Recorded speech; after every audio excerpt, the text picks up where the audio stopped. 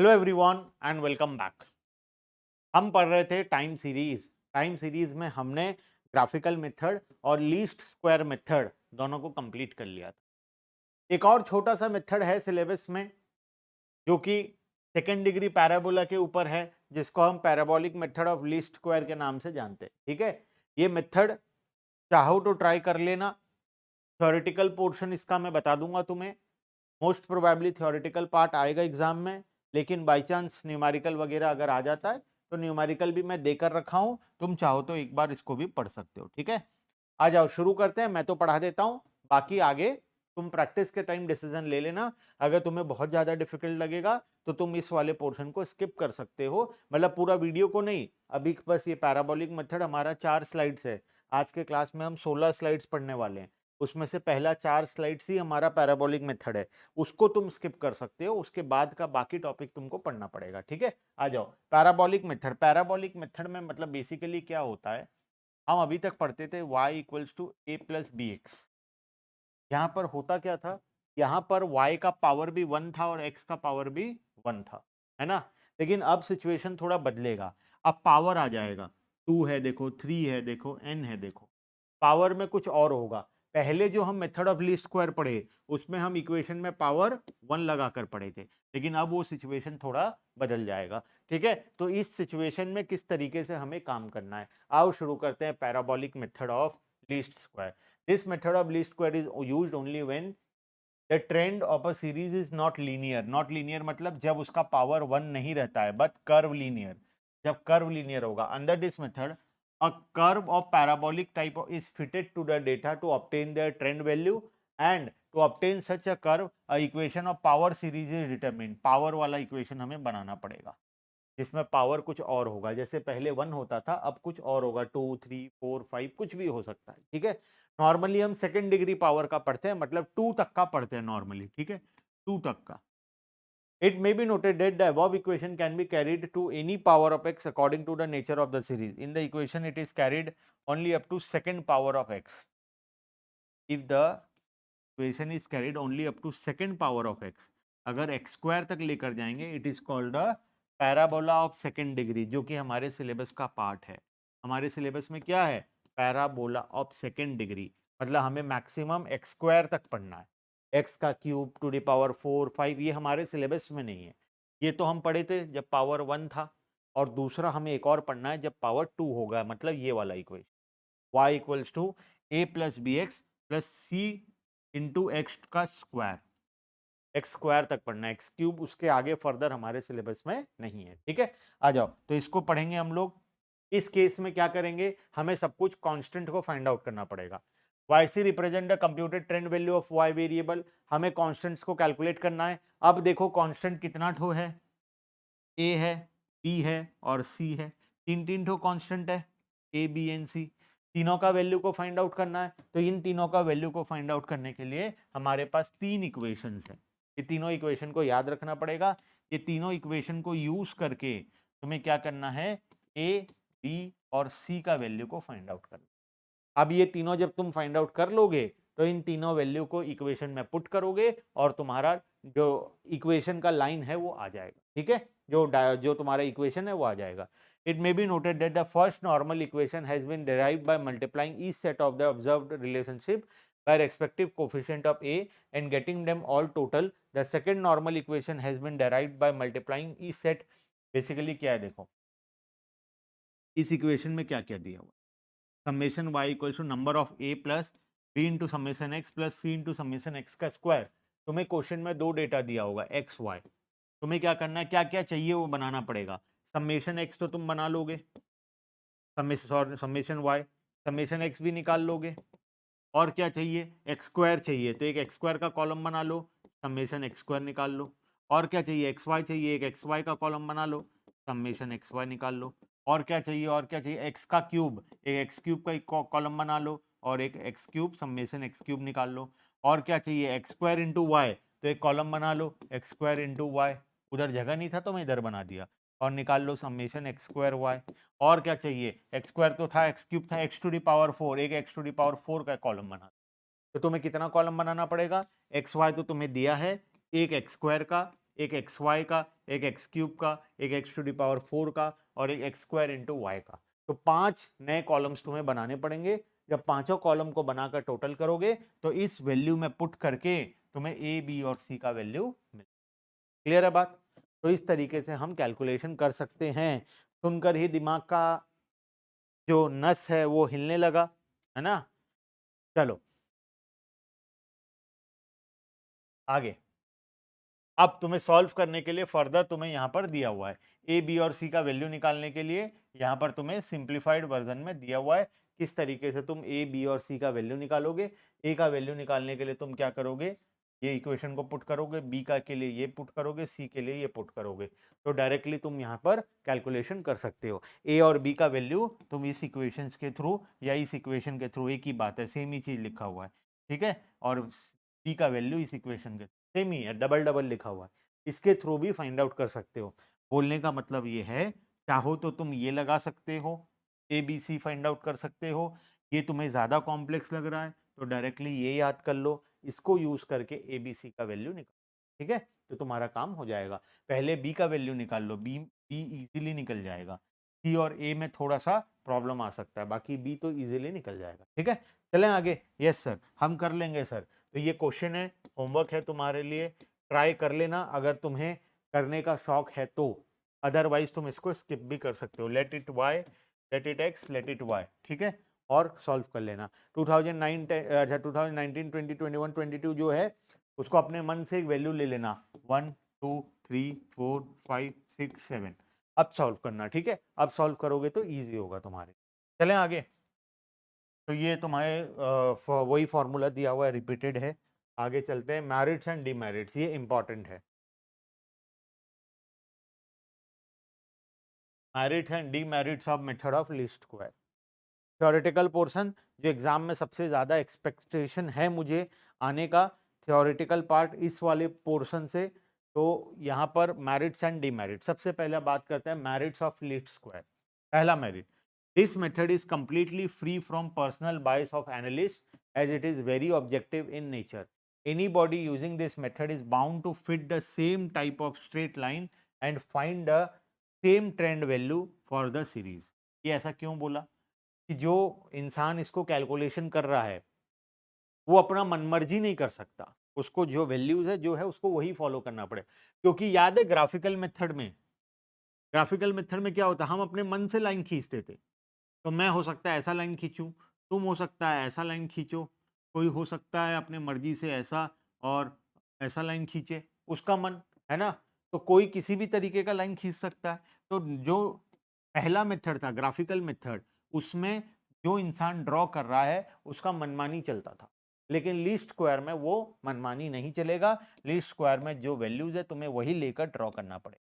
Point number 2, unlike the moving average method, under this method we are able to find a trend value of the entire time series without any exception for the extreme period of the series. हम पूरे सारे values को लेकर calculation करते हैं, हम कोई extreme periods को स्किप नहीं करते हैं, हम सारे वैल्यूज को लेकर कैलकुलेशन करते हैं, ठीक है। Point number 3, unlike the moving average method, under this method it is quite possible to forecast any past और फ्यूचर वैल्यू। तुम पास्ट और फ्यूचर वैल्यू को फोरकास्ट कर सकते हो। 2019 20 21, 100 करोड़, 120 करोड़, 140 करोड़, बताओ 22 में क्या होगा? 1 करोड़, लग रहा है ना वही होगा। Since the method provides us with the functional relationship between two variable in the form of trend line equation, हम फ्यूचर के वैल्यू को फाइंड आउट कर सकते हैं, ठीक है। Point number 4, this method provides us with a rate of growth पर period,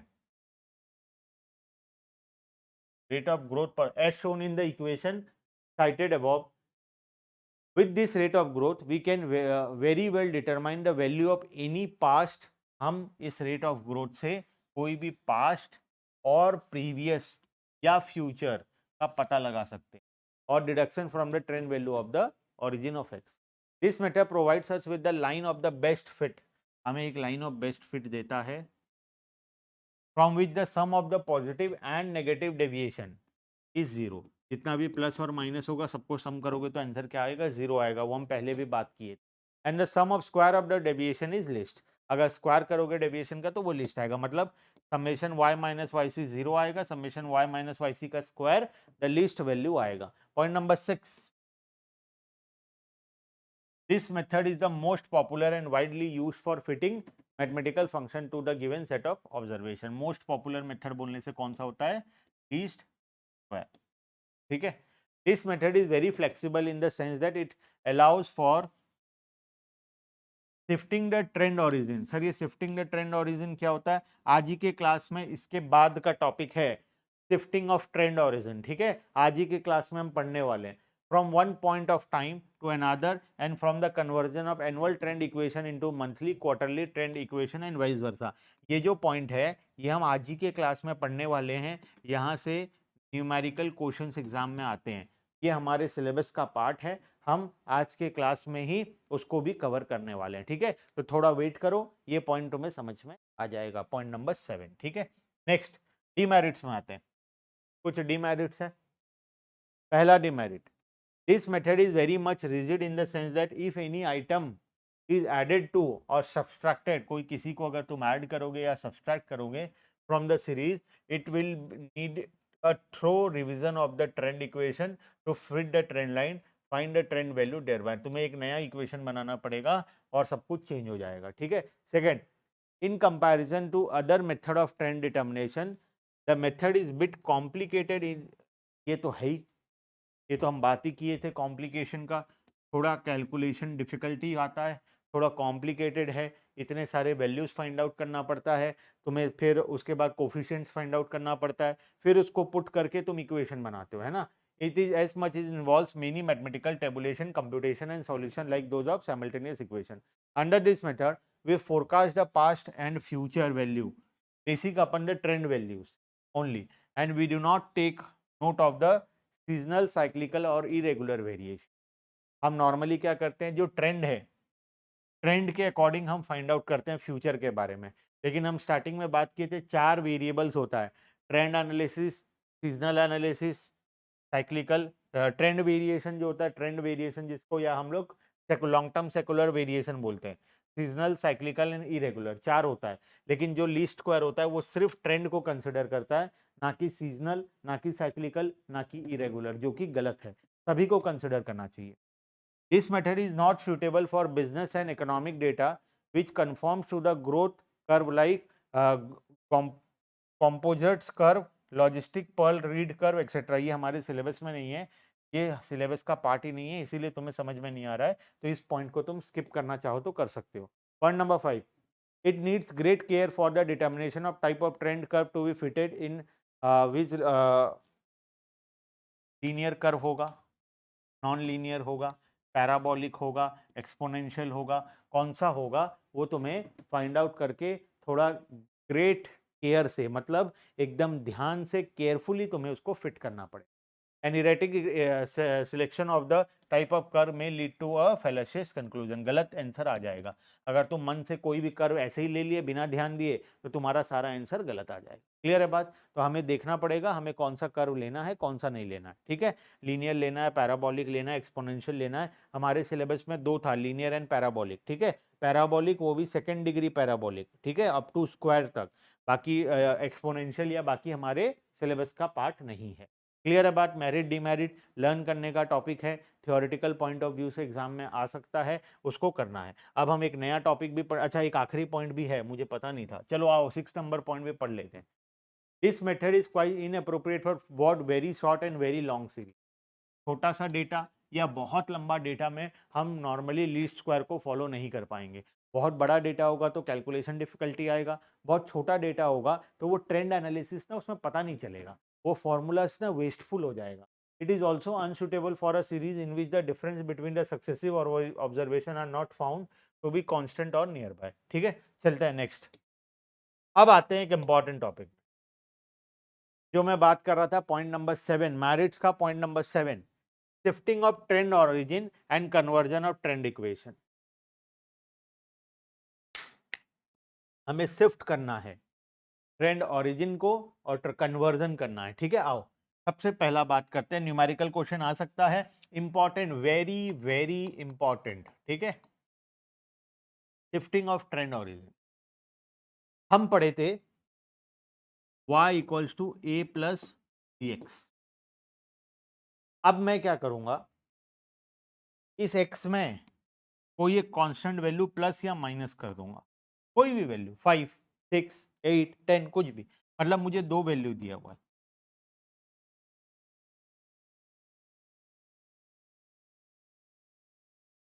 x और y दो सीरीज दी।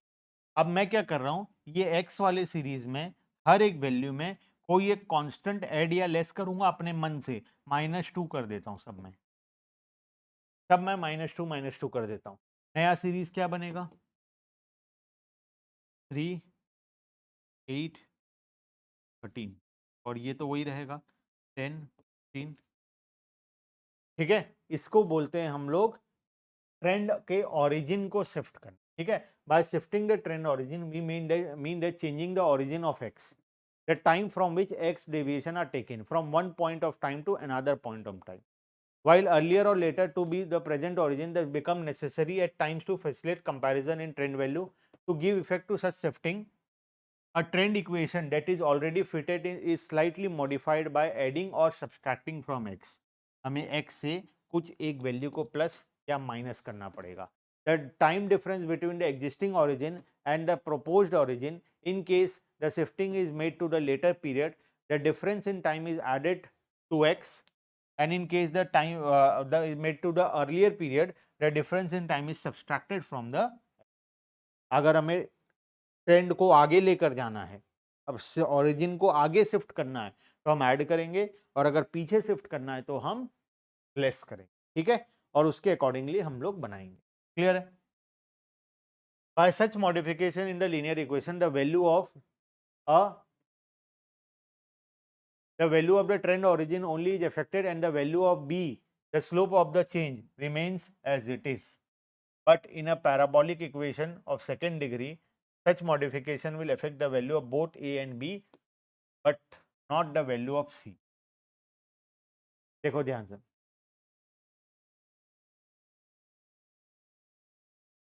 जब हम बोलने का मतलब ये, ध्यान से देखना, थोड़ा लॉजिकली समझने का कोशिश। हमारे पास इक्वेशन था y इक्वल्स ए प्लस, जब मैं x में कोई वैल्यू को प्लस या माइनस कर रहा हूं, कोई कांस्टेंट वैल्यू को प्लस या माइनस कर रहा हूं सिर्फ x में, तो इसके वजह से मेरा a का वैल्यू जो है ओरिजिन, और b क्या है स्केल, ओरिजिन जो है वो चेंज हो जाए, जो ओरिजिन है वो चेंज हो जाए, लेकिन जो स्केल है वो कांस्टेंट रहेगा। स्केल में कोई चेंजेस नहीं आएगा, स्केल जो है वो कांस्टेंट। ठीक है, ये हम कब करेंगे, y equals to A plus B x वाले इक्वेशन। अगर पैराबोलिक इक्वेशन है,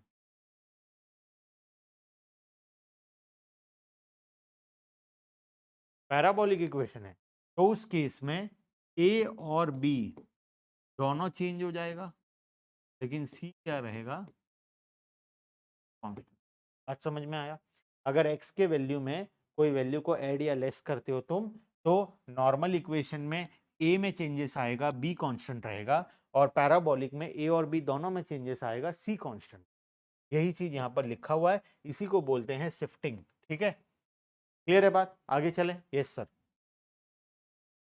Illustration: shift the trend origin from 2017 to 2020 in a straight line trend equation y equals to 25 plus 2x, given that the time unit equals to 1 year. ठीक है, तुम्हें क्या करना है, y equals to 25 plus 2x, ये तुम्हें equation दिया है, तुम्हें क्या करना है, ओरिजिन को शिफ्ट करना है 2017 से 2020 में। तो अब देखो यहां पर क्या क्या दिया हुआ है हमें, हमें इस इक्वेशन के अकॉर्डिंग ए कितना दिया हुआ है सर 25, बी कितना दिया हुआ है सर 2, बी इक्वल्स टू 2, ये दिया हुआ है। वाई और एक्स तो ठीक है। अच्छा, ओरिजिन को हमें फॉरवर्ड शिफ्ट करना है, ठीक है, तो हमें क्या करना पड़ेगा, इसमें प्लस माइनस के करते हैं हम लोग। अच्छा, फॉरवर्ड शिफ्ट करते हैं तो क्या करते हैं, प्लस के करते हैं, तो मैं के को कितना ले लूँ, 1 साल इक्वल्स टू 1 यूनिट बोला है, time unit equals to 1 year. तो 2017 से 20 कितना हो गया, 3 ईयर्स, इक्वल्स टू 3 ले लेता हूँ के को। तो नया इक्वेशन क्या बनेगा, y equals to 25 plus 2 into x plus k. ठीक है, अब y equals to 25 plus 2 into x plus k की जगह मैं क्या डाल दूंगा, 3। ऐसा न्यूमेरिकल क्वेश्चन बहुत ज़्यादा एक्सपेक्टेड एग्जाम में। ठीक है, y equals to 25 plus 2x plus 6, तो ये कितना आ जाएगा, y equals to 31 plus 2x। ध्यान से देखो, मैं तुम्हें बताया था कि y equals to A plus B x equation में अगर हम टाइम पीरियड ऑरिजिन को चेंज करते हैं तो a का वैल्यू चेंज होगा, b क्या रहेगा, कांस्टेंट रहेगा। देखो वही हुआ, a का वैल्यू चेंज हो गया, पहले 25 था, अब कितना हो गया 31, लेकिन b का वैल्यू पहले 2 था, अभी भी क्या है 2। क्लियर है बात। तो वो जो पॉइंट था वो प्रूफ भी हो गया कि ओरिजिन जब चेंज होता है तो सिर्फ a का वैल्यू चेंज होता है, b का value as it is constant. Clear है बात, ठीक है। Next, conversion of trend equation, एक और important topic. By conversion of trend equation, we mean that change in trend equation formulated on one type of time series into trend equation on another type of time basis। एक प्रकार के time series से हमें दूसरे प्रकार के time series में convert कर, मान लो मुझे ईयरली दिया है, मुझे उसको कन्वर्ट करना है मंथली में, मुझे ईयरली दिया है, मुझे उसको कन्वर्ट करना है क्वार्टरली में या हाफ ईयरली में, तो ये कन्वर्जन कैसे हो। ठीक है, formulated a type of time basis into trend equation or to another type of time basis, thus if the trend equation of yearly period, अगर ईयरली पीरियड दिया है, is transform into trend equation of monthly, quarterly or vice versa, it will be called as the conversion of trend equation. ठीक है, method of conversion कैसे convert करेंगे, आओ पढ़ते हैं फटाफट से। सबसे पहला, to convert an annual trend equation, annual वाले को कन्वर्ट करना है into monthly trend equation, divide by 12 px by 12x, A को डिवाइड कर देंगे 12 से, px को डिवाइड कर देंगे 12x से, और 12 और 144, पी एक्स स्क्वायर को डिवाइड बाय 12 इंटू 12 इंटू 12, मतलब 1728 से डिवाइड कर दें। बेसिकली बोलने का मतलब ये है, ए को डिवाइड कर देंगे 12 से, बी को डिवाइड कर देंगे 12 इंटू 12 से, अगर सी है तो डिवाइड कर देंगे 12 इंटू 12 इंटू 3 बार। ठीक है, and so on. To convert a monthly trend equation into annual trend equation, अगर मंथली और टू को एनुअल में कन्वर्ट करना है तो ए को मल्टीप्लाई कर देंगे 12 से, बी को मल्टीप्लाई कर देंगे 12 इंटू 12 144 से, सी को मल्टीप्लाई कर देंगे 12 इंटू 12 इंटू 12 मतलब 1728 से। जो पहले डिवाइड कर रहे थे, ईयरली को मंथली में करना है तो डिवाइड होगा, मंथली को ईयरली में करना है तो इंटू। ठीक है, to convert the annual trend equation into quarterly, अगर क्वार्टरली करना है तो वही 4 से करना पड़ेगा। ठीक है, ईयरली को क्वार्टर में करना है तो ए को 4 से, बी को 4 इंटू 4 से, सी को 4 इंटू 4 इंटू 4 से। ठीक है, अगर हाफ ईयरली में करना है तो 2 से, तो या इसको उसमें कन्वर्ट करना है, मतलब क्वार्टरली को ईयरली में करना है तो मल्टीप्लाई कर देंगे, और ईयरली को क्वार्टरली में करना है तो डिवाइड कर देंगे। क्लियर है बात, सिंपल सा बात है। आते हैं आगे। Under one above, the constant A is divided by 12 because the trend value of the origin would now relate to the month instead of a year. The factor Bx is divided by 12 into 12 because the slope of the change, that is B, and the time of deviation x would now relate to a month instead of a year. Basically year को month में convert करना है तो divide करना होता है, और month को ईयर में कन्वर्ट करना है तो इनटू करना होता है। ईयर को जितने पार्ट में तुम डिवाइड कर रहे हो, चाहे 4 पार्ट में कर रहे हो, 8 पार्ट में कर रहे हो, ठीक है, तो बेसिकली पूरा बोलने का मतलब ये है कि अगर तुम मंथली को ईयरली में कन्वर्ट कर रहे हो तो 12 हो रहा है, 12 मंथ को एक साल में कन्वर्ट कर रहे हो तो ए को 12 से मल्टीप्लाई कर दो, बी को 12 इंटू 12 144 से मल्टीप्लाई कर दो, और सी को 12 इंटू 12 इंटू 12 मल्टीप्लाई कर। ठीक है, अच्छा मंथली को अगर क्वार्टरली में कर रहे हैं तो एक एक 3 को एक में मिक्स कर रहे हैं तो 3 से करोगे, क्वार्टरली को ईयरली में कर रहे हैं तो 4 क्वार्टर को मिलाकर एक ईयर बन रहा है तो 4 से करोगे। समझ में आ रहा है, तो उस हिसाब से जितने को मिलाकर कर रहे हो उसमें मल्टीप्लाई करोगे, अगर डिवाइड कर रहे हो तो, अगर ईयर को मंथ्स में कर रहे हो तो 12 हिस्सों में कर रहे हो तो उसको डिवाइड कर देंगे, सिंपल सा बात है। ठीक है, आ जाओ। Convert the following annual trend equation into monthly one, तुम्हें एनुअल को मंथली में कन्वर्ट करना है। ठीक है, बहुत ही आसान है, तुम्हें टाइम दे रहा हूं 1 मिनट का, करो। कैसे कन्वर्ट करोगे? सिंपली डिवाइड करते जाना है, सिंपली डिवाइड कर देना है। y equals to 24 plus 1.5x। तो मैं क्या करता हूँ, a को डिवाइड करूंगा 12 से, b को डिवाइड करूंगा 12 इंटू 2। ठीक है, a को equals to, a equals to 24 divided by 12 कर दूंगा, 2 हो जाएगा। b equals to 1.8 divided by 12 into 2, जो भी आएगा पॉइंट में आएगा, एक्सट्रीमली पॉइंट पर आएगा। मैं कैलकुलेटर यूज़ कर लेता हूँ, ये होगा हमारा 12 1.8 डिवाइडेड बाय 144, कितना आ गया? 0.0125, 0.0।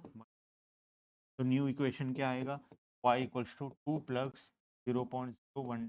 क्लियर है बात? तो ये आ गया हमारा। ठीक है, इस तरीके से कर सकते हो। एक और क्वेश्चन है हमारे पास, आखिरी question. Convert the trend equation y equals to 24 minus 1.5x into monthly term and shift forward the origin by half a month given that the trend origin is June 30 to and y equals to annual month।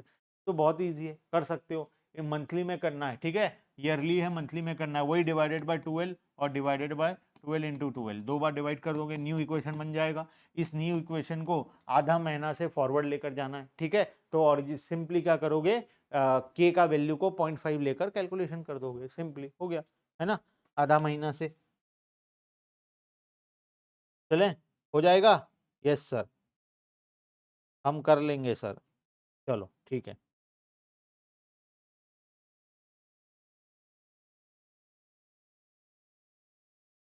तो के का value एक बार होने के बाद के का value को क्या लेना है?